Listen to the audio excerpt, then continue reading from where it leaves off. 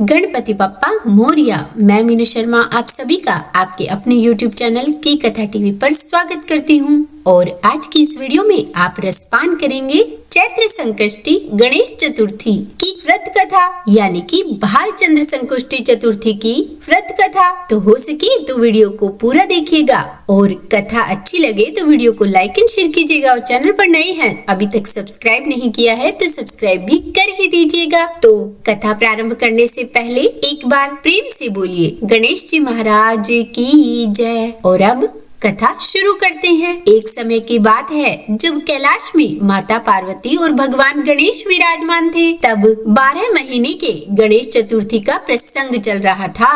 तब माँ पार्वती ने कौतूहलवश भगवान गणेश से पूछा कि हे पुत्र, चैत्र महीने की कृष्ण पक्ष की चतुर्थी को तुम्हारे किस स्वरूप की पूजा की जाती है और उसका विधान क्या है, यह मुझसे कहो। तब माँ पार्वती की जिज्ञासा को शांत करते हुए भगवान गणेश ने कहा कि हे माँ, चैत्र महीने की कृष्ण पक्ष को आने वाली चतुर्थी भालचंद्र संकष्टी चतुर्थी कहलाती है और इस दिन मेरे भालचंद्र स्वरूप की पूजा करनी चाहिए।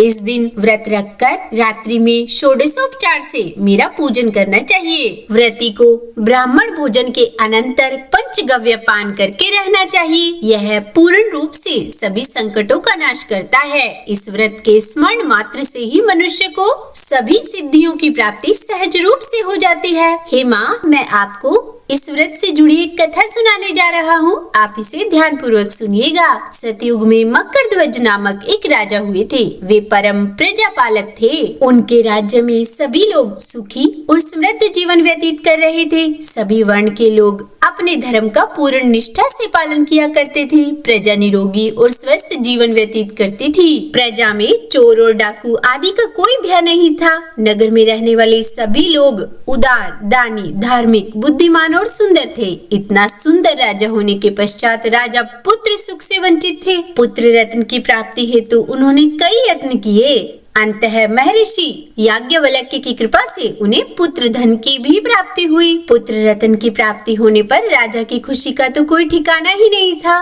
अब वो अपने राज्य का संपूर्ण कार्यभार अपने मंत्री धर्मपाल को सौंपकर विविध प्रकार के खेल खिलौने से अपने राजकुमार का पालन पोषण करने लगे। अब यहाँ राज्य का शासन अपने हाथों में आ जाने से मंत्री धर्मपाल धन धान्य से संपन्न हो गए। मंत्री महोदय को एक से बढ़कर एक पुत्रों की प्राप्ति हुई। सभी पुत्रों का विधि विधान से पूरे हर्षोल्लास के साथ विवाह संपन्न किया गया। अब सभी मात्र पुत्र धन का उपभोग बड़े जतन से करने लगे। परिवार के सभी सदस्यों में सबसे छोटे पुत्र की पुत्रवधू बहुत धर्मपरायण थी। वो भगवान गणेश की परम भक्त थी। चैत्र महीने के कृष्ण पक्ष की चतुर्थी आने पर उसने भगवान गणेश की पूर्ण श्रद्धा से आराधना की और उनका व्रत अनुष्ठान भी किया। पूजन और व्रत से विचलित होकर सास अपनी पुत्रवधू से कहने लगी कि अरे, क्या तंत्र मंत्र द्वारा मेरे पुत्र को अपने वश में करने की उपाय कर रही है। तब अपनी सास द्वारा बारंबार इस तरह मना किए जाने पर भी अपनी पुत्रवधू में कोई बदलाव आता न देख सास फिर से बोली कि अरे दुष्ट,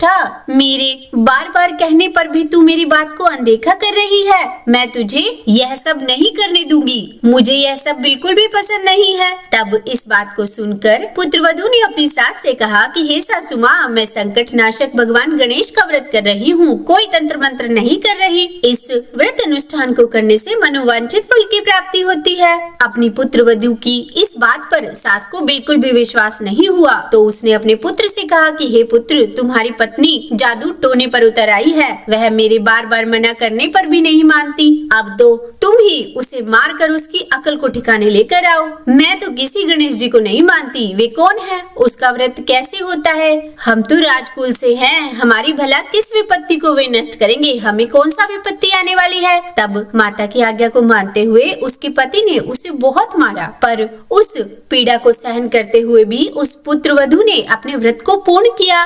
अपने व्रत को तोड़ा नहीं और व्रत के अंत में भगवान गणेश जी का स्मरण करते हुए प्रार्थना करने लगी और कहने लगी कि हे विघ्नेश्वर, हे गणपति, आप हमारे सास ससुर को भी अपना कोई परचम दिखलाइए ताकि वो आपकी महिमा को समझ पाए और उनके मन में आपके प्रति श्रद्धा जागृत हो। अपने भक्त की करुण पुकार को सुनकर भगवान गणेश जी ने देखते ही देखते राजा के पुत्र का अपहरण करके उसे धर्मपाल के महल में कहीं छुपा दिया और फिर राजकुमार के सभी वस्त्र और आभूषणों को उतार कर राजमहल में ही फेंक दिया और फिर खुद भगवान अंतर्ध्यान हो गए। इधर राजा ने प्रेम पूर्वक अपने पुत्र को पुकारा, किंतु उन्हें जब कोई भी उत्तर नहीं मिला तो वे अपने पुत्र को खोजने लगे। अपने महल में उन्हें अपना पुत्र नहीं मिला, तब वो शीघ्रता से अपने पुत्र को खोजते हुए धर्मपाल के महल में गए और वहां जाकर अपने पुत्र को खोजने लगे। उन्होंने सबसे पूछा कि मेरा पुत्र कहाँ है, मेरा राजकुमार कहाँ है। फिर उन्हें उस महल में अपने पुत्र के सभी वस्त्र और आभूषण भी मिल गए और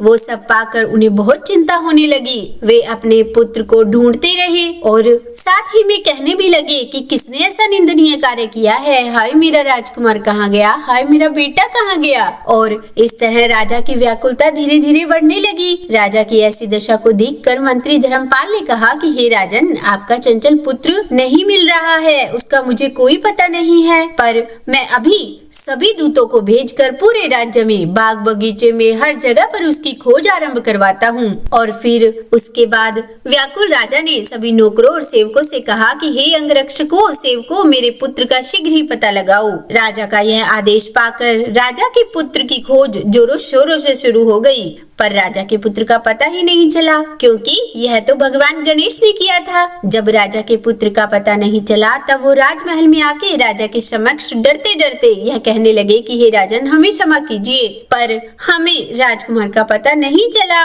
हमने पूरे नगर में उसे ढूंढ लिया है। उनकी बातें सुनकर राजा को क्रोध आ गया और उन्होंने अपने मंत्री को बुलाया और कहा कि धर्मपाल, तुम मुझे बताओ कि मेरा राजकुमार कहाँ है। उसके सभी वस्त्र और आभूषण तो तुम्हारे महल में मिले हैं, केवल वही नहीं मिला। अरे नीच, मुझे बता भी दो कि मेरा राजकुमार कहाँ है, अन्यथा मैं तुझे और तेरे पूरे कुल का नाश कर दूंगा, इसमें तुम जरा भी संदेह मत करना। तब राजा की ऐसी नाराजगी देखकर मंत्री धर्मपाल डर गए और उन्होंने राजा के समक्ष नतमस्तक होकर कहा कि हे राजन, मेरा विश्वास कीजिए, मुझे नहीं पता कि राजकुमार कहाँ है, परंतु मैं जल्दी ही पता लगाता हूँ। अब धर्मपाल अपने ही महल में अपनी पत्नी और पुत्रों से पूछने लगा कि क्या उन्होंने राजकुमार को देखा है, और साथ ही उन्होंने यह भी कहा कि यदि राजकुमार का पता नहीं चला तो राजन मुझे और मेरे पूरे वंश का विनाश कर देंगे। तब अपने ससुर की बात को सुनकर सबसे छोटी पुत्र वधू ने कहा कि पिताजी, आप इतने चिंतित क्यों हो रहे हो? मुझे विश्वास है कि यह भगवान गणेश की ही लीला है, क्योंकि आपने मुझे व्रत नहीं करने दिया था,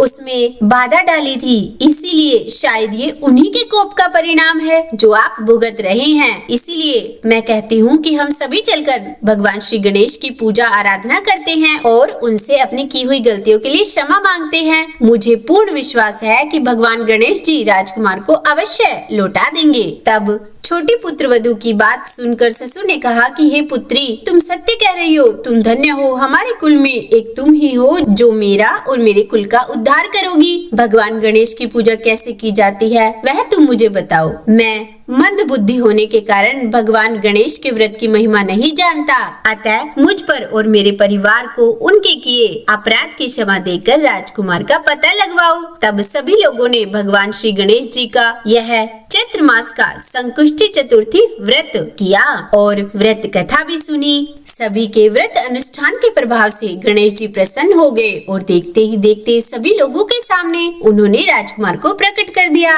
राजकुमार को अपने समक्ष देखकर राजा सहित सभी नगरवासियों की खुशी का कोई ठिकाना नहीं रहा। राजा अपने पुत्र को पुनः पाकर खुशी से फूले नहीं समा रहे थे और भगवान गणेश की लीला को देख राजा नतमस्तक होकर कहने लगे कि भगवान गणेश जी आप धन्य हो, और फिर अपने मंत्री से बोले कि धर्मपाल, तुम्हारी छोटी पुत्र वधू भी धन्य है, जिसकी कृपा से आज मेरा पुत्र वापस आ गया। इसीलिए मैं अब सभी नगर वासियों में यह ढिंडोरा पिटवाऊंगा कि सभी लोग इस संकुष्टि चतुर्थी व्रत को अवश्य करें और पूर्ण विधि से करें, और फिर सभी नगरवासी गणेश चतुर्थी का यह व्रत करने लगे। और फिर श्री गणेश जी महाराज माँ पार्वती से बोले कि हे माँ, इस व्रत से बढ़कर इस लोक तथा सभी अन्य लोकों में कोई और व्रत नहीं है। इस कथा का श्रवण युधिष्ठिर ने भगवान श्री हरि से सुना था और इसी चैत्र माह के कृष्ण पक्ष को आने वाली चतुर्थी यानी कि भालचंद्र संकुष्टी चतुर्थी का व्रत करके उन्होंने अपने खोए हुए राज्य को फिर से प्राप्त किया था। तो बोलिए